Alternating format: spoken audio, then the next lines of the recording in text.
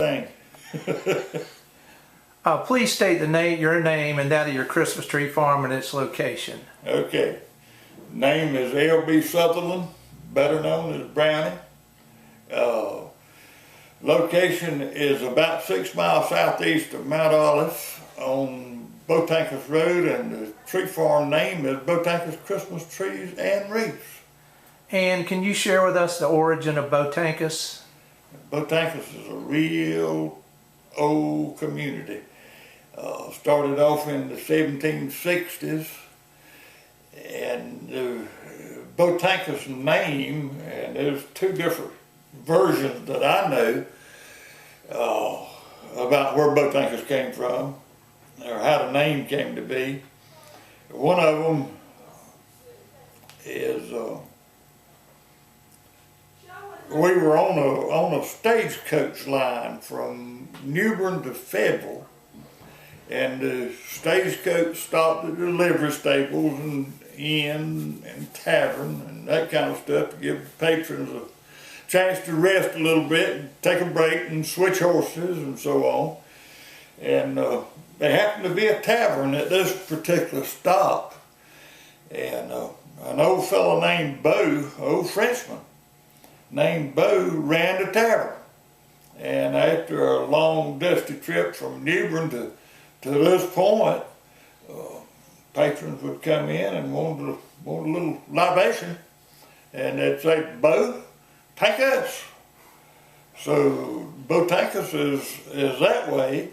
Another story is that in the same neighborhood, an old plantation owner named Ben Oliver had a very, very unusual botanical garden. And from Mr. Oliver's botanical garden came Beautancus. So you pick the story that you like the best and tell it as much as you will. Okay, that's very interesting. When and why did you start growing Christmas trees? Well, there wasn't nobody else growing none, and we had about cut all the tops out of old cedars out of the woods everywhere. There won't any cedars, and that won't anything to make a Christmas tree out of. And that was before the days of China Christmas trees. Them imported from China, you know, the plastic brushes. So, I mean, we decided, well, there's nobody growing Christmas trees, why not plant some? Actually, I planted some when I was about 12 years old as a 4-H project. And we had a little corner of land that was laying out and not very tendable, and my granddaddy gave me that little corner of land to plant Christmas trees in. And I planted trees. I think I was in about the 6th grade in school, and by the time I got to high school, I was selling trees off of that little corner and making a little Christmas money. So that's when I actually started, was back in the early 50s, or even before 50. I think I planted those trees about 49 or so. What species do you grow, and why those particular ones?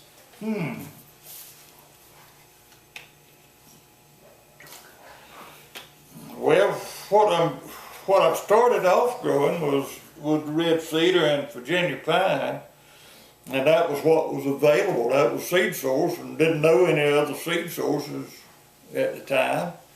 We could go up to Claridge Nursery in Goldsboro and get some cedar trees, and they had some Virginia pines at the later time when we planted in the early 80s.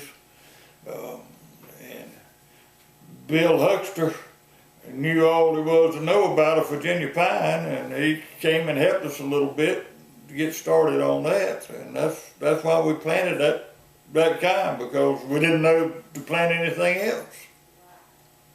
What challenges have you experienced? Establishing a market, letting people know that I had them, and letting them know where Beautancus was. Beautancus ain't the easiest place in the world to get to. But as soon as people began to find out we had Christmas trees, we kind of established a family tradition. Those families would come with the little ones and pick out a Christmas tree right out of the field and see it cut down and cleaned up and baled up and loaded on their car or put on a stand or whatever they wanted and needed. And now those little fellas are coming back with little fellas of their own. So that's how that part of it had worked. You mentioned some assistants you had. Did you get any from anyone else, and if so, from whom? Well, Bill Huckster was the college man, but a fellow over at Spivey's Corner named James Wright Jackson was growing some Virginia pine at the time that we started, and a fellow over at Kinston named Scotty Dawson, they both were growing some Virginia pine, and the growers helped us. I mean, you couldn't ask for a better bunch of people to learn something from than the grower himself. They would tell you what they knew and what would work and what wouldn't, and that was a real help. What changes have you seen in growing trees and in the Christmas tree business through the years?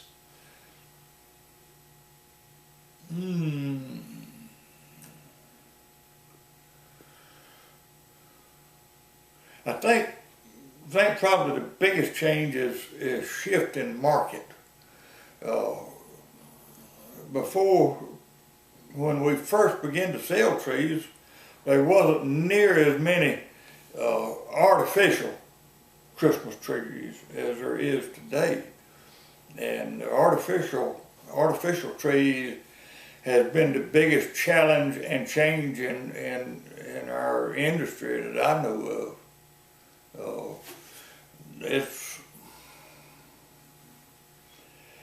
It's hard to convince people to buy a real tree when they can go buy an artificial with the lights already on it, and all the baubles that they want to put on it is already there, and just setting it up and it's Christmas. And that's not a good thing. It is getting away from Christmas spirit as far as I'm concerned. Are there other new problems that are faced as well as artificial trees? Keeping up with the demand in live trees. People want something different, and that's why we're working so hard in our research for our organization is to get a change in what we're producing. How do you see the future of the industry? It's going to be challenging, right on, and that's a good thing that it is. Because if it's challenging, we'll keep working and keep looking, and I think that's a plus. If we can have a challenge, it's better to have a challenge than to set that same thing over and over. It keeps us on our toes, and I think looking for something new to grow and something different to grow and something that will grow better and last longer is what we need to look for. How long have you been involved in the Eastern North Carolina Christmas Tree Growers Association? Well, John, one of the founding fathers, I guess, in this thing, and if mine and Suzanne dates will run out somewhere close back in the 86, 87, somewhere along there is when we begin to talk about starting, I think. Maybe 88 or 9, I don't remember exact dates. But that's when we kind of got started, and we started with the idea in mind of doing some cooperative buying in order to buy products cheaper and buy for our whole organization. And that worked well for a while, and then we began to shift from the Virginia pine that required a lot of color to trees that don't require as much color. And so we're more or less down to buying on our own rather than cooperatively now. Where did the organization start, and who other than you and Suzanne were instrumental in getting it started? Well, actually it started when we first began to talk about it. We talked about it in Whit Jones's office here in Kenansville. Well, I think it was maybe the first conversation that we had amongst a number of growers. And from there we met one night at Ralph Sasser's up in Wayne County, in a little old camper trailer that he had in the backyard of his mother's house. And I reckon there was probably 7 or 8 of us got in that little trailer one night and kind of hashed out what we wanted to do and what we were thinking about doing. And then we went over to Kinston and met there and put pen to paper and decided what we kind of wanted to let rules and regulations and bylaws and how we were going to operate. Started out there, and it was probably in the late 80s or early 90s, and I don't remember the date exactly. I remember us being there, and there was probably 7, 8, 10 of us at that meeting when we first began to try to organize and start. Please share any thoughts, stories you'd like regarding your years in growing and selling trees. These have got to be truthful now, did y'all? Not necessarily. Oh.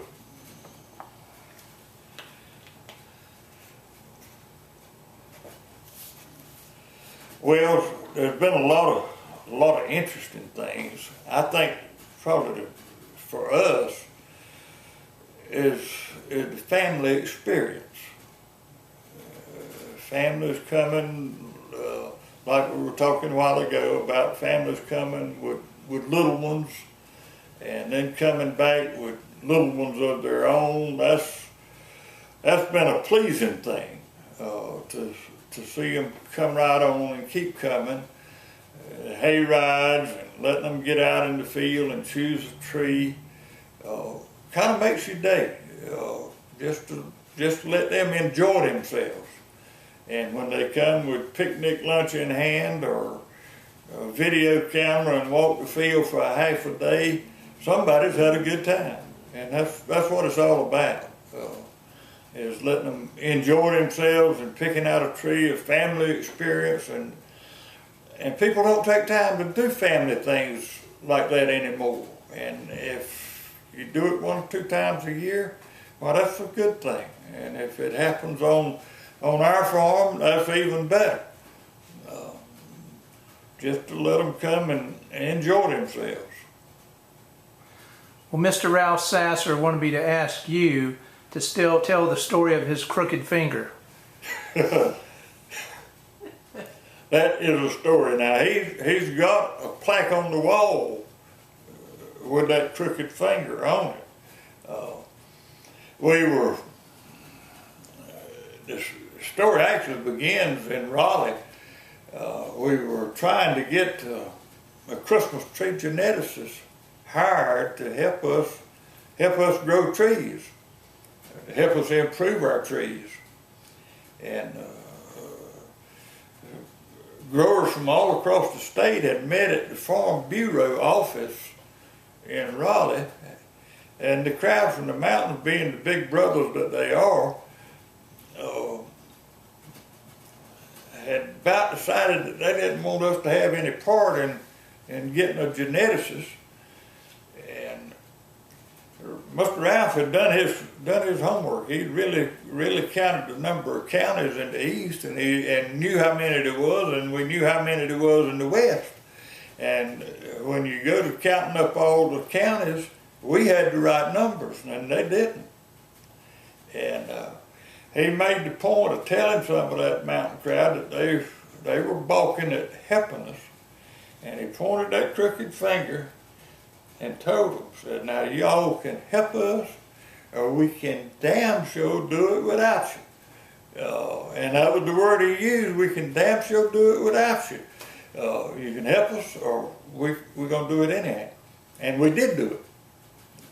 And it's benefited maybe somebody.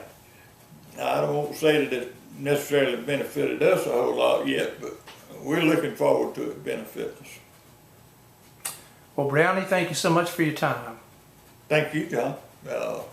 I hope this turns out well. I really do.